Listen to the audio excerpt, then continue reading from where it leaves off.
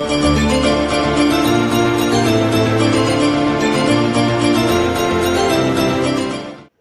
Friends, welcome to Ramya village vlogs. இன்றைக்கி நம்ம என்ன வீடியோவில் பார்க்க போகிறோன்னா, நம்ம தோட்டத்தை பற்றி ஒரு சில செடியெல்லாம் இருக்குது, அதெல்லாம் காட்டுறேன், காயெல்லாம் காட்டுறேன், பார்க்கலாம் வாங்க. காய் பூசணிக்காய் இருக்குது, சொரக்காய் இருக்குது, இதெல்லாம் காட்டுறேன். இது புளிச்சக்கீரை செடி பாருங்கள். புளிச்சக்கீரைலாம் நல்ல இலையெல்லாம், புளிச்சக்கீரை செடியில் இலையெல்லாம் நிறைய இருக்குது. ஏற்கனவே பறிச்சுட்டோம் வேறு. இது வந்து விதைக்கி வச்சுருக்கோம். இந்த விதையை எடுத்து காய வச்சு எல்லாம் வச்சா அடுத்த தடவை வந்து பயிர் போடும்போதே வந்து அதெல்லாம் ஒரு வீடியோவை காட்டுறேன் ஃப்ரெண்ட்ஸ். இப்போ வந்து இது சொரச்செடி, ஒரு சொரச்செடி இருக்குது. அதில் பாருங்கள் நல்லா பூத்துருக்கு, ஒரு பிஞ்செல்லாம் இருக்குது. இது புளிச்சக்கீரை செடி.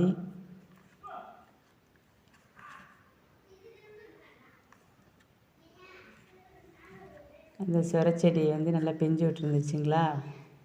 இந்த பாருங்கள் பூ பூத்துருக்கு.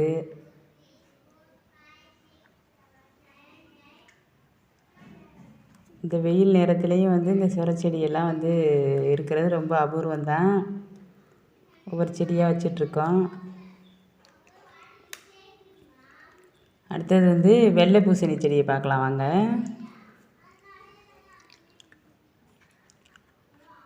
வெள்ளை பூசணிக்காய் செடி வந்து இது வந்து ஏற்கனவே நாங்கள் நிறையா காய் பறிச்சிட்டோம் ஃப்ரெண்ட்ஸ். பறித்து சாம்பார் வச்சேன், ஒரு நாள் கூட்டு வச்சேன், நல்லா இருந்துச்சு. இப்போ பாருங்கள் சின்ன சின்னதாக இருக்குது, நல்லது ஃப்ரெண்ட்ஸ். இது வந்து வெள்ளை பூசணி செடி வந்து இது வந்து விதை நாங்கள் வந்து ஊனலை ஃப்ரெண்ட்ஸ். இது வந்து இந்த பால் காய்ச்சினப்போ அந்த வெங்காயத்தாள், இந்த பூசணிக்காய் விதை, அந்த குப்பைகளை வந்து கொண்டு வந்து தோட்டத்தில் கொட்டினேன். அது போட்டது வந்து அது பாருங்கள், அதுலேருந்து விதை முளைச்சி வந்தது தான் இந்த வெள்ளை பூசணி கொடி. நாங்கள் ஊனது கூட அவ்வளோதான் காய்க்கலை ஃப்ரெண்ட்ஸ். இது மாதிரி போட்டு இந்த இலை தலைகளை போட்டதில் அதுலேருந்து வந்ததே நல்லா காய்ச்சிருக்கு. நாங்கள் ஊன வெள்ளை பூசணி செடியும் காட்டுறேன் வாங்க. இது வந்து மிளகா பழம், அதாவது சிகப்பு மிளகான்னு சொல்லுவாங்கள்ல, அந்த மிளகா பழம். அது வந்து கொஞ்சம் கம்மியாக தான் இருக்குது, ஏன்னா ஏற்கனவே எடுத்துட்டேன் நான். எடுத்ததும் காட்டுறேன் பாருங்கள். மெத்தையில் காய வச்சுருக்கேன்.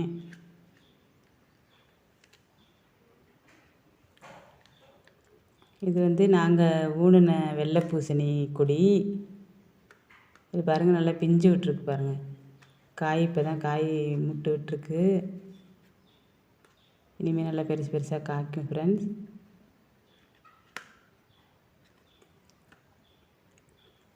நல்லா பூவும் பூத்துருக்கு வெள்ளை பூசணியில்.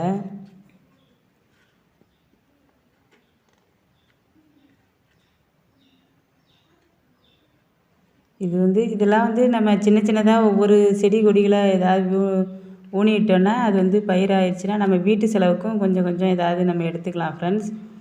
வந்து கடையிலையே காய் வாங்கிட்டு இருக்கணுங்கிற அவசியம் இல்லை. நம்ம வீட்டிலையே வெள்ளை பூசணி, கத்திரிக்காய், மிளகாய், பச்சை மிளகாய்க்கு யூஸ் பண்ணிக்கலாம், வர மிளகாய் யூஸ் பண்ணிக்கலாம். இப்போ வெயில் நாளையில் நல்லா காய வச்சு எடுத்து வச்சுட்டோன்னா ஒரு வருஷத்துக்கான பயிரும் நம்ம வீட்டில் இருந்த மாதிரி இருக்கும்.